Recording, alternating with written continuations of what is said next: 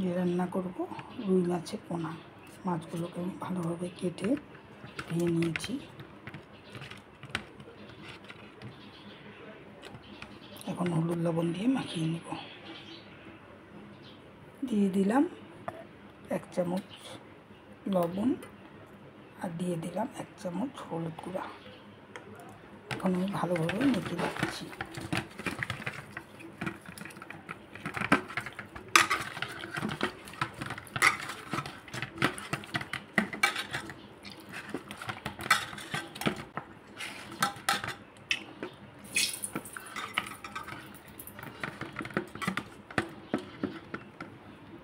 এদিকে আমি মশলাটাও করে নিয়েছি একটা টমেটো কুচি করে নিয়ে নিয়েছি, 2টো পেঁয়াজ টুকরা করে, কয়েক কোয়া রসুন, 1 ইঞ্চি পরিমাণ আদা আর নিয়ে নিয়েছি 6টা কাঁচা লঙ্কা।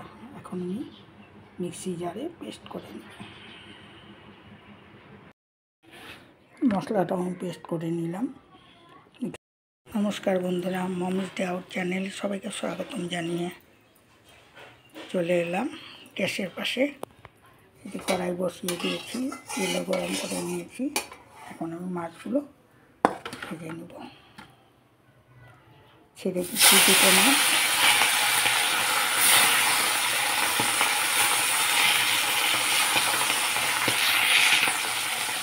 আশা করি সকলেই ভালো আছে। আমি এখন বেশ ভালো আছি। এখন মাছগুলোকে উল্টাপাল্টা করে ভেজে নেব।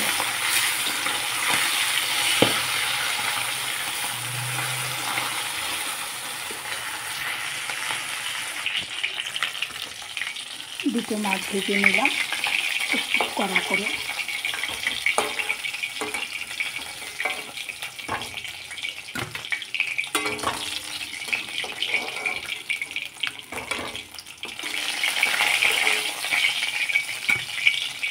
বাকি মাছগুলো আমি একটু কষে ভেজে নেব।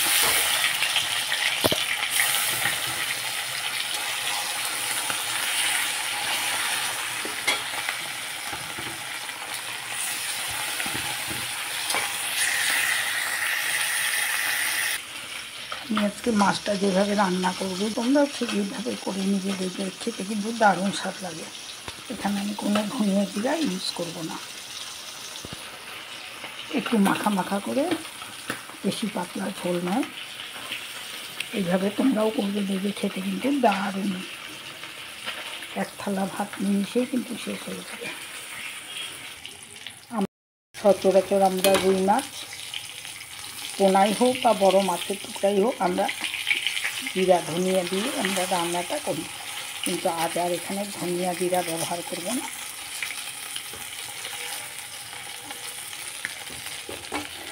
যে মশলাগুলো আমি তোমাদেরকে দেখালাম সেই মশলা দিয়ে আজকে আমি রান্নাটা করব।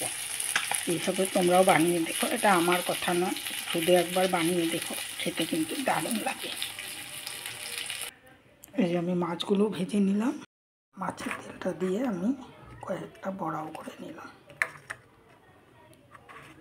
তেলটা একেবারেই টাটকা ছিল, তাই মাছ ভাজা তেলের উপরে আমি আরও 2 চামচ পরিমাণ তেল দিয়ে দিলাম। দিয়ে দিচ্ছি কালো জিরা ফোড়ন।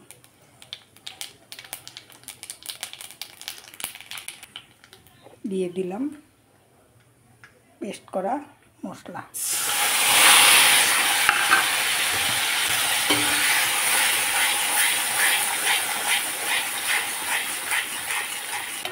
দিয়ে দিচ্ছি সামান্য পরিমাণে মশলা ধোয়া জল।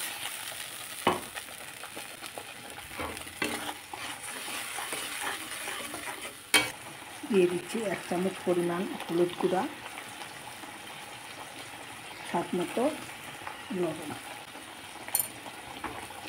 এখন আমি মশলাটাকে ভালোভাবে কষিয়ে দেব।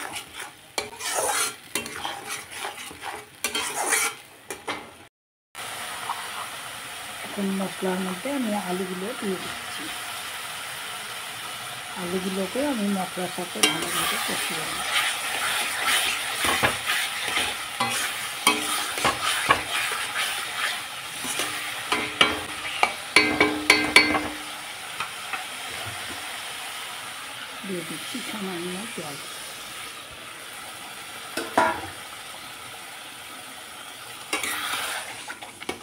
একটু নাড়াচাড়া করে আমি ঢেকে দিব 5 মিনিটের জন্য। 5 মিনিট পর ঢাকনা খুলে দিলাম।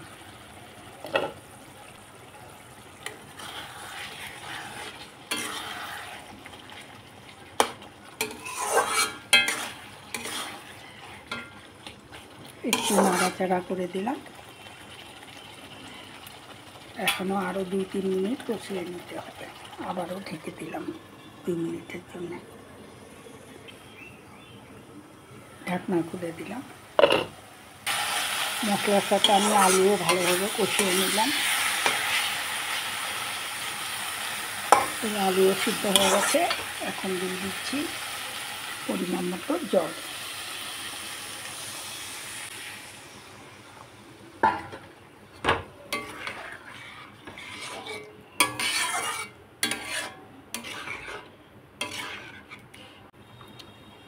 আর একটু জল দিয়ে দিলাম।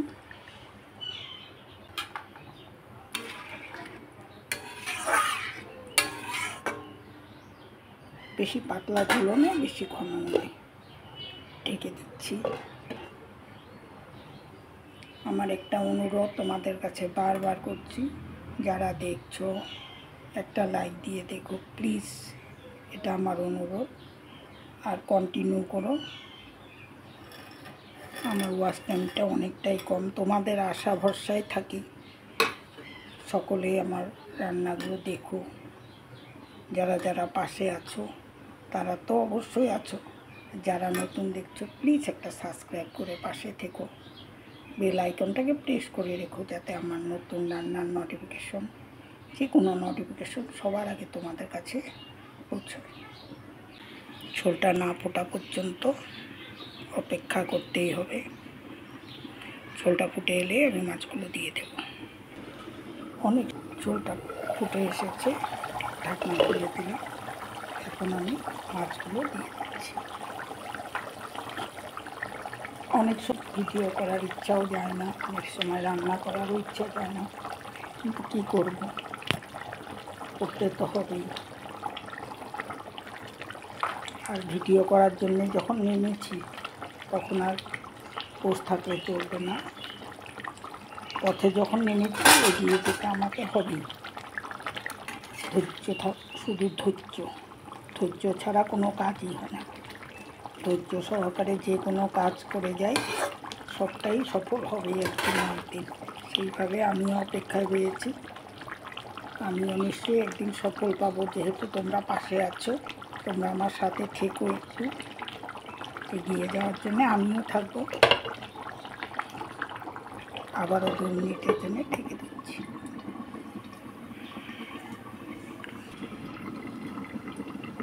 ঢাকনা খুলে দিলাম।